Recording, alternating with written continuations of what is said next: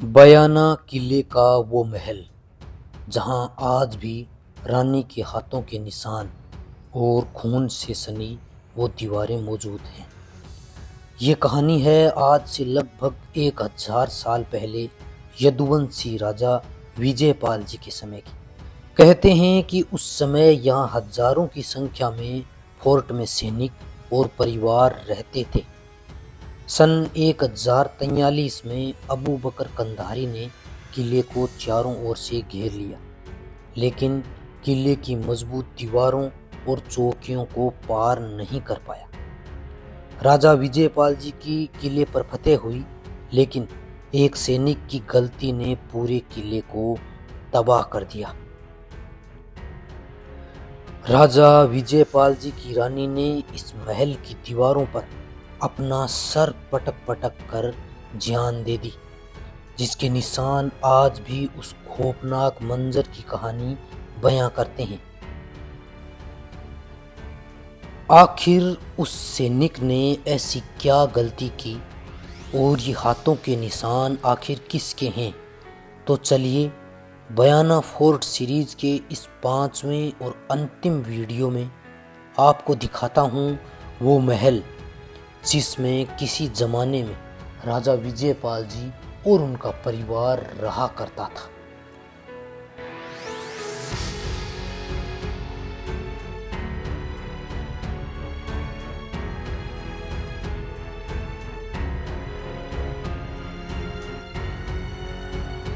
राजा विजयपाल जी की मुख्य रानी के यहाँ हाथों के निशान और इस ओर यहाँ कहते हैं कि रानी ने यहाँ हाथ रखे और अपना सर पटक पटक के रानी ने अपने प्राण त्याग दिए। यहाँ सर का निशान जो है ना, वो आज भी इस पत्थर के ऊपर आपको अलग से दिखाई दे जाएगा।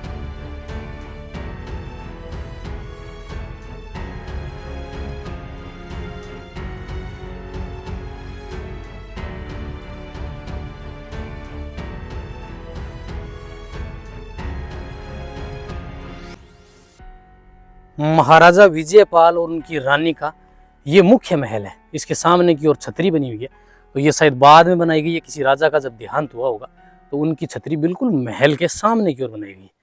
अब आप देखिए ये वाला महल जो है ना, इसकी डिजाइन देखिए। महाराजा विजयपाल के भाई थे तिमनपाल, जिनका तिमनगढ़ किले के ऊपर अधिकार रहा है, जो कि करौली जिले की मासुलपुर तहसील में है।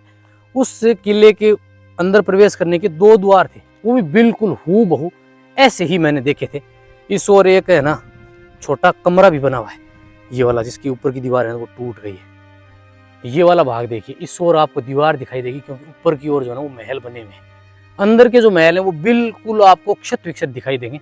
तो चलिए अब अपने चलते हैं इस महल के अंदर की ओर। ये रानी का जो महल है ये दिखाता हूँ।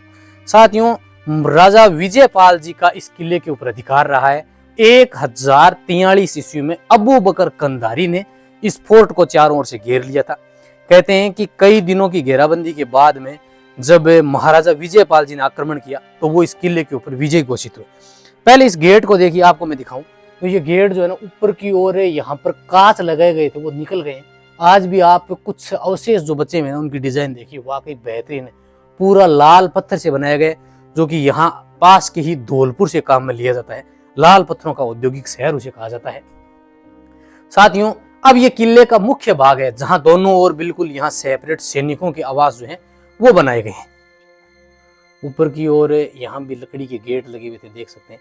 अंदर की ओर इंटरलॉकिंग का सिस्टम आपको दिखाई दे जाएगा, लेकिन ये पूरा टूट गया है। ये वाला जो गेट है ना, इसकी डिजाइन देखिए, ये कितनी बेहतरीन और बारीक डिजाइन जो है वो की गई है। 1043 ईस्वी में अबू बकर कंधारी ने जब आक्रमण किया तो महाराजा विजयपाल जी की सेना जो है वो विजयी हुई, लेकिन एक सैनिक की गलती और उसके काला फ्लैग लेकर दौड़ने से हुई गलती के कारण यहाँ रानियों ने अग्नि जोहर किया। महाराजा विजयपाल जी के 360 रानियां थी। कहते हैं कि ये रानी का मुख्य आवास था।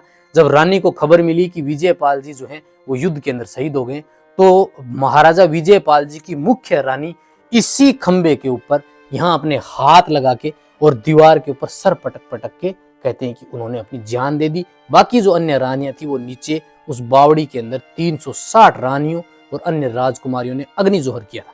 अब आप देख सकते हैं कि आज भी आपको यहाँ रानी के हाथ के निशान दिखाई देंगे। राजा विजयपाल जी की मुख्य रानी के यहाँ हाथों के निशान और इस ओर यहाँ कहते हैं कि रानी ने यहाँ हाथ रखे और अपना सर पटक पटक के रानी ने अपने प्राण त्याग दिए। यहाँ सर का निशान जो है ना वो आज भी इस पत्थर के ऊपर आपको अलग से दिखाई दे जाएगा।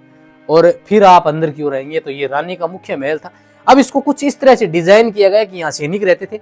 जब आप अंदर की ओर आएंगे ना तो अब सामने की ओर से बंद है, आपको यहाँ घूम के और फिर इस ओर से आपको अंदर की ओर जाना पड़ेगा। पूरा महल का जो फॉर्मेशन है ना ये वाला वो अब भी सुरक्षित है। आगे की ओर आइए, यहाँ से 90 डिग्री घूम के आपको इस ओर अंदर की ओर प्रवेश करना पड़ेगा। अब रानी का जो मुख्य महल था वो तो अब लगभग बिल्कुल टूट गया है। इस भाग में सैनिक उस जमाने में छुपे रहते थे। पूरा 90 डिग्री एंगल के ऊपर आप आएंगे और फिर अंदर की ओर आइए और ये वाला है रानी का महल।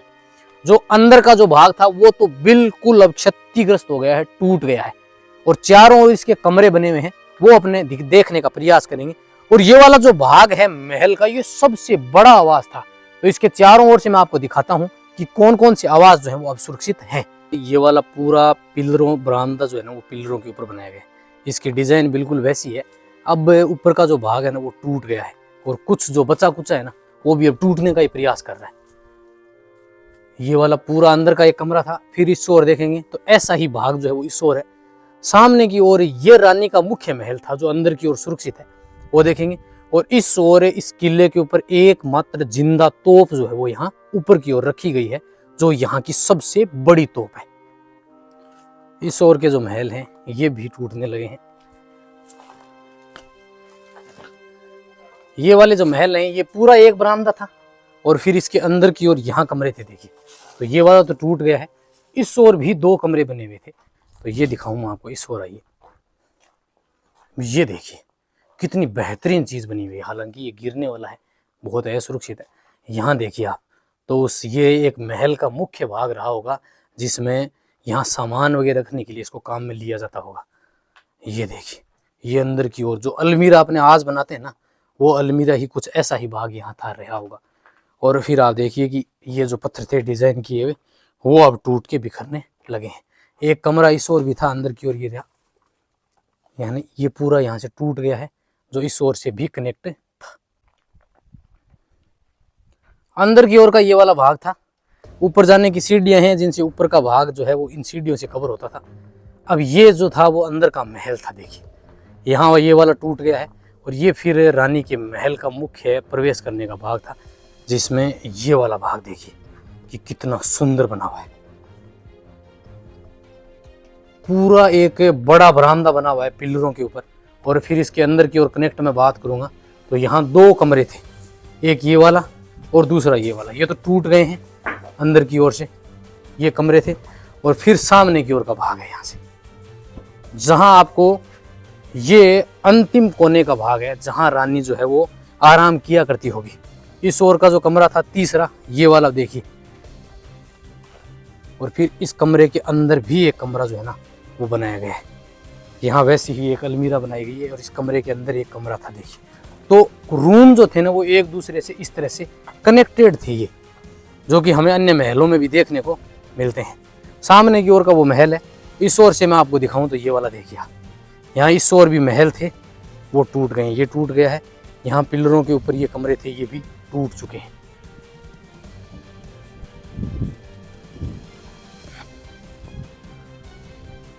दूसरा और अंतिम कोने का जो ये बरामदा है महल है वो कुछ इस तरह का है। बाहर की इसकी डिजाइन देख रहे हैं आप, अंदर वही पिलरों के ऊपर बनाया गया है और ये बिल्कुल कोने के ऊपर बना हुआ है जहां इस पूरे फोर्ट को अनुभव किया जा सकता है। और यहाँ से गर्मी के मौसम में जो शीतल हवा, ठंडी हवा आती होगी, क्योंकि इस ओर जो है ना वो एक झील सी बनाई गई थी। देखिए पूरा इस ओर से नियंत्रित करके यहाँ एक तालाब सा बनाया गया था ताकि वहाँ पानी इकट्ठा हो जाए और उस पानी से फिर यहाँ जो ठंडी हवा आती थी शीतल, वो वाकई बेहतरीन होती होगी उस जमाने में।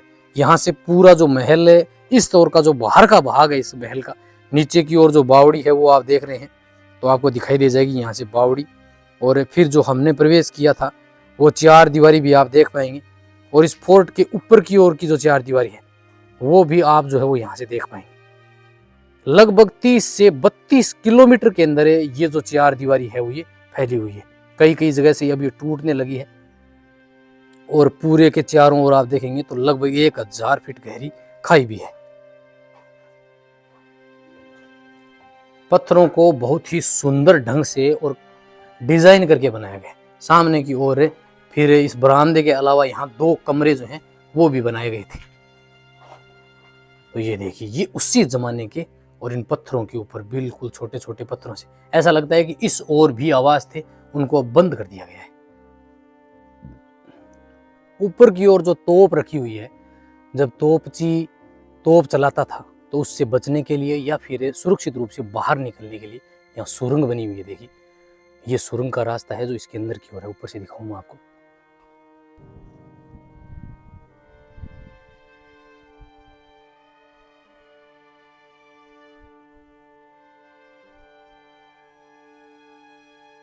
बयाना फोर्ट के ऊपर रखी गई तोप है।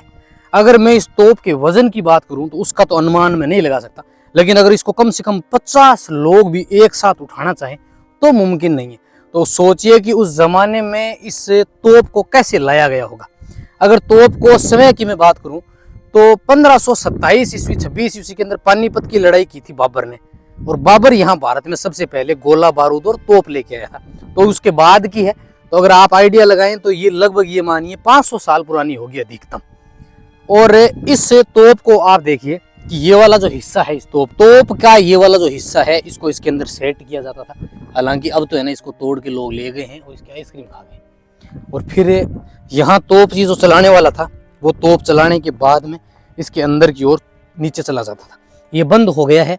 और ये वाला जो रास्ता था, अगर मान लो इस तोप का जो धमाका था वो इतना अधिक होता था कि तोपची नीचे जाने के बाद में यहाँ अंदर की ओर सुरंग का रास्ता बना हुआ है, और फिर दूसरी ओर यहाँ पहाड़ी के ढलान की ओर यहाँ पर इस ओर वो खुलता है नीचे की ओर, जहाँ से वो बाहर निकल जाता था।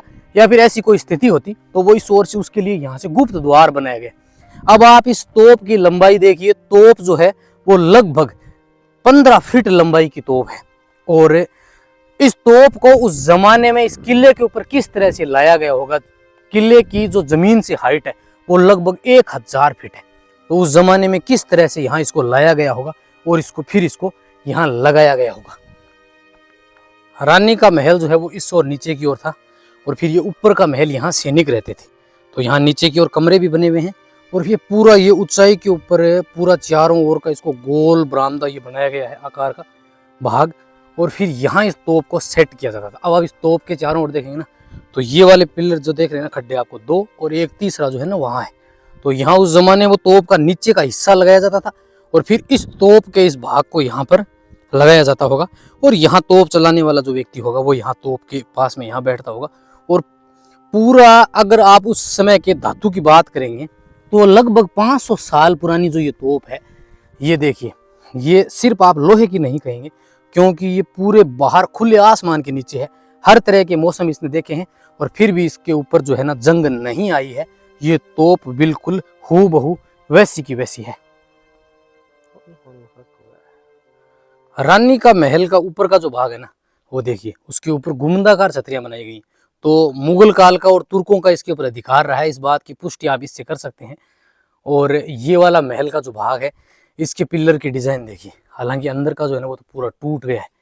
इनके जो बाहर की बारीक डिजाइन जो आप देख रहे हैं ना, वो वास्तुकला हाथ से की गई और बेहतरीन है। अंदर का पूरा भाग तो टूट गया है। यहाँ जो एक खास बात है वो मैं आपको दिखाऊं, देखिए, यहाँ एक तिजोरी टाइप का बनाया गया है। इस तरह की इस पिलर से इन पत्थरों से बंद करके, और इस ओर का ये वाला भाग बनाया गया है। इस ओर से मैं आपको दिखाऊं इसको, तो ये वाला भाग देखिए, ऐसा लगता है कि तिजोरी नुमा जो कक्ष है ना, वो यहाँ बनाने का प्रयास किया गया। ये भी था, ये टूट गया है। और दूसरा आपको ये वाला दिखाई देगा, जो ये वाला भाग है, ये पूरा इसको स्लेब से बंद किया गया है। तो हो सकता है ये रानी का मुख्य ऊपर का महल रहा होगा, जिसमें रानी जो है वो अपने हीरे जवाहरात या जेवरात जो है वो इसके अंदर रखती होगी। ऐसे यहाँ दर्जनों महल हैं जो अब धीरे धीरे टूटकर बिखरने लगे हैं। ये महल का ये एक भाग था, जिसमें आप सामने की ओर के जो ये कमरे हैं ना, इनके ये भाग देखिए। ये ईंटें जो है ना, ये पत्थर, ये बिल्कुल अलग है। आप ये कह सकते हैं कि ये वाला पत्थर बाद में काम में लिया गया, लेकिन ये वाला जो ईंटें देख रहे हैं आप, ये बिल्कुल अलग है, और ये उसी जमाने की हैं। रानी के महल के सामने की ओर का भाग है, और ये देखिए बिल्कुल उसी डिजाइन का है। पूरा जो छत है वो थोड़ी बहुत सुरक्षित जरूर है, लेकिन चारों ओर का भाग जो है ना वो टूट के बिखर गया है। इसके अंदर की ओर है ना एक छोटा सा भाग बना है, ये दिखाता हूँ मैं आपको। ये देखिए, ये बिल्कुल अलग है। ये देखिए, ऐसा माना जाता है कि बयाना निधि यानी गुप्त वंश के सोने के और गुप्त वंश के जो सिक्के हैं वो सबसे ज्यादा यहीं से प्राप्त हुए हैं।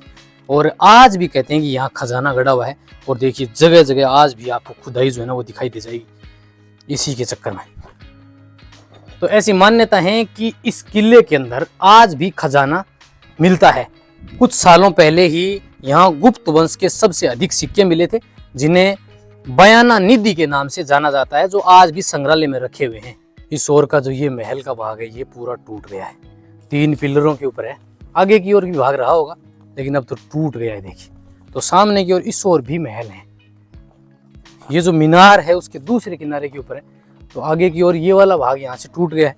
तो इस ओर आइए और वहां से मैं आपको दिखाता हूँ। उसके दूसरी ओर कोने के ऊपर ये जो है ना महल के कुछ भाग बने हुए हैं जो लंबे हैं, और अंदर की ओर के जो है ना वो तो पूरे टूट चुके हैं। तो बिल्कुल ये क्षतिग्रस्त है और टूटने वाला है, जीर्ण शीर्ण अवस्था में। इसके जो पिलर्स है ना वो भी आप देखिए कि अब जो है ना आगे की छत तो पूरी गिर गई है, इस ओर की भी है ना कभी भी जवाब दे सकती है। तो ऐसा ही महल जो है वो इसके इस ओर भी बना हुआ है। तो मैं दूसरी ओर से दिखाऊंगा आपको। ये पूरा टूटने वाला है, इससे तो बाहर निकलते हैं अपने। पूरा जो महल है ना ये वाला देखिए पिलरों के ऊपर था और ऐसा ही यहाँ था। तो इसकी तो छत देखिए आप, पूरे की छत जो है ना वो तहस नहस होके नीचे गिर गई है। तो इसका स्तर भी काफी रहा होगा, लेकिन अब तो वो धीरे धीरे कम हो गया है। फिर उस ओर से मैं आपको दिखाऊं तो आपको यहाँ पे है ना ये देखिए, ये पूरा भाग अन्य की तुलना में नीचे की ओर दिखाई देगा। तो शायद ये नीचे इस तरह से बनाया गया था ताकि यहाँ पे पानी इकट्ठा हो, तो ऊपर की ओर रहने वाले जो लोग हैं वो इस पानी का भी काम में ले सके। अब इस ओर बनी हुई है मीनार।